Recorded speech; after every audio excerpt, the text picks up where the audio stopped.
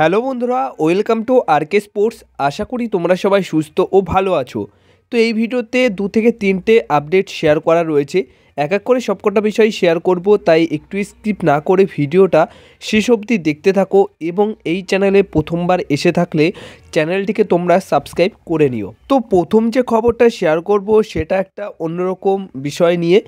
হ্যাঁ, ইস্টবেঙ্গল এফসি মোহনবাগান এফসির যে ডার্বি ম্যাচটা হয়েছে সেই ম্যাচে তোমরা দেখেছো যে দিমিত্রি পেট্রাটাসের পেনাল্টিতে প্রথম শটটা মানে ডিনাই করেছিল।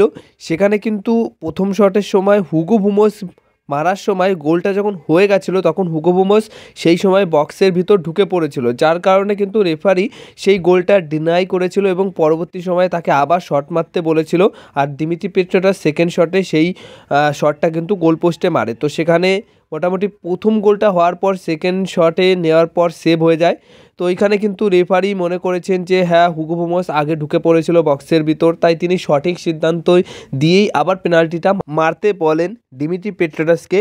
কিন্তু গতকাল দেখা গেছে যে ওড়িশা এবং গোয়া ম্যাচে যখন আহমেদ জাউ একটা পেনাল্টি শট নেয় তখন পুরো পরিষ্কার পুরোপুরি বলটা কিন্তু পায়ে লাগায়নি বা পায়ে শটও নেননি। তার আগেই কিন্তু দেখা গেছে যে রেফারির ঠিক সামনেই একটা প্লেয়ার ওড়িশার একটা প্লেয়ার কিন্তু বক্সের ভিতর ঢুকে পড়েছে, আর অন্য কোনো প্লেয়ার কিন্তু বক্সের ভিতর ঢুকে পড়েছিল না। কিন্তু ওড়িশার ওই প্লেয়ারটি কিন্তু আহমেদ জাউর শট নেওয়ার আগেই ঢুকে পড়েছিল। তো তখন রেফারির সামনেই ছিল, তো ওই বিষয়টা কি রেফারির চোখে পড়লো না? আর ওই দিনের ওই ম্যাচের সময় মানে ডার্বি ম্যাচেই দিমিত্রি পেট্রাটাসের শটের সময় হুগো বুমোসের চোখে পড়লো।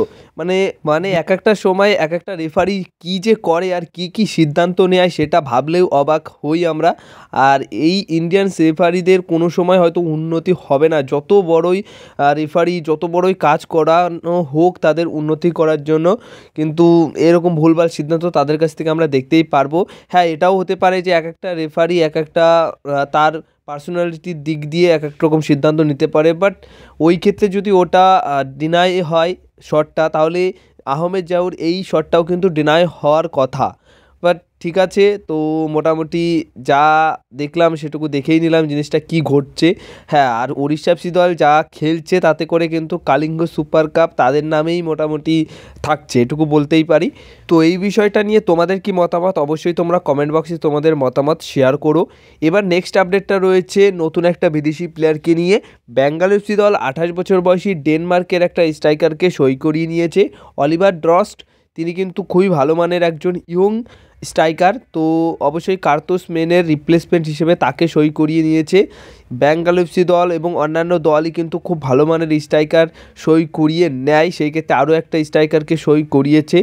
আর এত সুন্দর সুন্দর স্ট্রাইকার নিয়ে আসে, এরকম স্ট্রাইকার কি মানে অন্য অন্য দেশের স্ট্রাইকার কি মোহনবাগান দলের চোখে পড়ে না? শুধুমাত্র অস্ট্রেলিয়ান সেই ক্ষেত্রেই অস্ট্রেলিয়ার দিকেই নজর মোহনবাগান দলের। কবে মোহনবাগান দল বুঝবে কে জানে, বাট খুব ভালো মানের একটা স্ট্রাইকার কিন্তু বেঙ্গল এফসি দল সই করিয়ে নিয়েছে।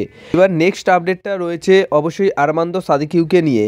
আরমান্দো সাদিকিউ এবং হামিলের মধ্যে কোন বিদেশি প্লেয়ারটি মোহনবাগান দল ছাড়বে বা মোহনবাগান দল তাকে ছেড়ে দেবে ইন্দোনেশিয়ার একটি দলে, সেই বিষয়টা নিয়ে কিন্তু রীতিমতো প্রশ্ন উঠছিল যে সেই বিদেশি প্লেয়ারটি কে হতে পারে। তো সেটা নিয়ে পুরোপুরি কনফার্ম হওয়া গেছে যে সেই বিদেশি প্লেয়ারটি ব্রেন্ডন হামিল। তো তারপরে কিন্তু আরমান্দো সাদিকিউকে নিয়ে কিন্তু আর কোনো রকম কথা ওঠেনি। বাট বর্তমান সময়ে দাঁড়িয়ে কিন্তু আরমান্দো সাদিকিউকে নিয়েও একটা নিউজ পাওয়া যাচ্ছে যে হ্যাঁ, আরমান্দো সাদিকিউকেও ছেড়ে দেওয়া হতে পারে। তার বদলে একটা সেকেন্ড স্ট্রাইকার বলে স্ট্রাইকার যারা হয় তেমন পজিশনের স্ট্রাইকার মোহনবাগান দল নিয়ে আসার চেষ্টা করছে, এবং তার সাথে খুব বেশি দিনের চুক্তি নয়, খুব কম মাসের জন্য চুক্তি করা হচ্ছে বা চুক্তি করা হতে পারে। যদি সেই প্লেয়ারটি রাজি হয়ে যায় তাহলে তার সাথে ডিলটি করা হবে, আর যদি রাজি না হয় তাহলে হয়তো অন্যরকম সিদ্ধান্তই থাকতে পারে। মোটামুটি আরমান্দো সাদিকিউকেও জ্যাসন কামিন্সের মতো মোহনবাগান দলকে রেখে দিতে হতে পারে, কারণ জ্যাসন কামিন্সের তো আর কোনো রকম উপায় নেই। তাকে এমন মানে তার যখন নিয়ে আসা হয় তার এমন কিছু শর্ত মানা হয়েছিল যার কারণে তাকে মাঝপথে ছেড়ে দিতেও পারবে না মোহনবাগান দল। তো সেই জন্য আরমান্দো সাদিকির ওপরও কোপ পড়তে পারে। তো সেটা নিয়ে পরবর্তী সময়ে অবশ্যই আপডেট পেলে জানাবো। নতুন স্ট্রাইকার বা নতুন বিদেশি প্লেয়ার যে কিনা আরমান্দো সাদিকুর বদলে আসতে পারে, সে কে হতে পারে সেই বিষয় নিয়েও আপডেট পেলে অবশ্যই জানাবো। এবার সবশেষে যে বিষয়টা শেয়ার করব সেটা হচ্ছে সানা সিং। সানা সিংয়ের সাথে মোহনবাগান দলই এই মুহূর্তে কথাবার্তা সবচেয়ে বেশি এগিয়ে রেখেছে। মোহনবাগান দলের সাথেই তার ডিলটা ডান হওয়ার পথেই রয়েছে। বাট কিছু কিছু ইস্টবেঙ্গলের সমর্থকরা বা ইস্টবেঙ্গলের কিছু ফ্যান বেস পেজ রয়েছে, সেই পেজ থেকে রিপোর্ট করা হচ্ছে যে সানা সিংকে দলে নেবার জন্য এই মুহূর্তে অ্যাডভান্স স্টেজে কথাবার্তা বলছে ইস্টবেঙ্গল এফসি দল। তারা তাকে হায়দ্রাবাদ এফসি দল থেকে ট্রান্সফার ফি দিয়ে পার্মানেন্ট ডিলের মাধ্যমে সই করিয়ে নিতে চাইছে, মানে পুরোপুরি পার্মানেন্ট ডিল করতে চলেছে এবং তার যা বকেয়া টাকা হায়দ্রাবাদ এফসি দল থেকে পাবে সেটাও ইস্টবেঙ্গল এফসি দল দিয়ে দেবে। হ্যাঁ, বেঙ্গালুরু এফসি এবং মোহনবাগান এফসির সাথে টেক্কা দিয়ে তারা কিন্তু লড়াইয়ে এখন 1 নম্বরে রয়েছে, এরকমটাই খবর রয়েছে, মানে তাদের তরফ থেকে এরকম আর কি জানা যাচ্ছে। তো এটা মোটামুটি বলতে পারি পুরোপুরি মন গড়া খবর, মন গড়া কাহিনী তাদের, এবং তারা এরকমই গুজব ছড়াচ্ছে।